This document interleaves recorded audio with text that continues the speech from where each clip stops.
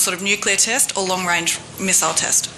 So I think that China was really working with us in terms of tightening the sanctions, in terms of what they were saying to North Korea, in trying to convince them.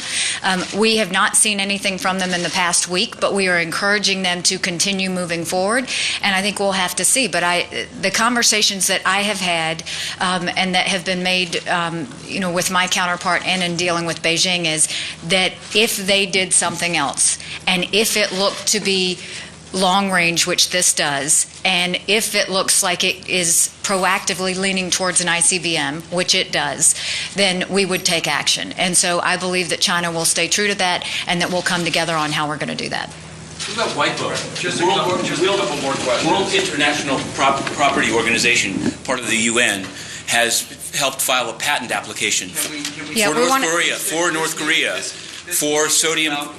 I understand. Are there any other questions in reference? Yes. Carolyn, CNN. Putin recently said that, obviously, you said they should be worried, but they said that while what North Korea is doing is very dangerous, that the U.S. should stop intimidating North Korea. What is your response to that? So it's interesting, those that are saying that we should stop intimidating North Korea. What about North Korea intimidating us? These tests coming from them, they're intimidating the entire international community. They're trying to strengthen their muscle with no cause. There is no reason for North Korea to be having these actions outside of the fact they just choose to do so. So the idea that Russia would say we're intimidating, they have it all wrong. It is actually North Korea trying to intimidate the international community, and Russia itself should be concerned because that ballistic missile test was a signal to South Korea for their new elections. It was a signal to Russia in how close it got. It was a signal to Japan being in the region, and it was a signal to us. And through that, the threats on all of us create threats for the entire international community. Everyone should be concerned.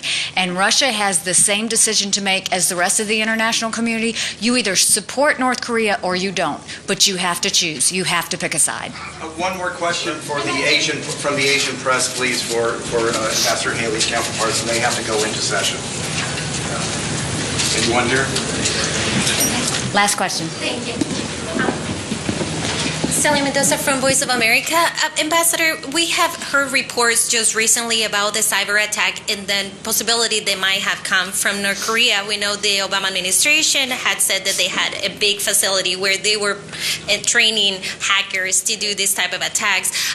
What would be the consequences if it were to be determined by the intelligence community in the United States and their partners that it actually came out from North Korea and that created the chaos that we saw in the past few days, over 100 countries, that paralyzed the British health system? Sadly, it wouldn't be a surprise, but it would increase the concern. I think right now North Korea is trying to pose a threat in every way possible, and that is with nuclear ability, with military ability, with the cyber attacks. We are seeing them overly react in a way that's not logical.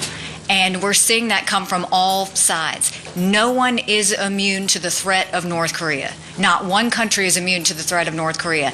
And so if every country does not act, if every country does not impose sanctions that are in response to the UN resolutions we've already passed, if every country doesn't look at new sanctions to put on North Korea, then you are allowing them to continue the acts they're doing, and you're supporting them in that process. And that's something that the international community will have to decide. Thank you very much. Appreciate it. This way? Okay.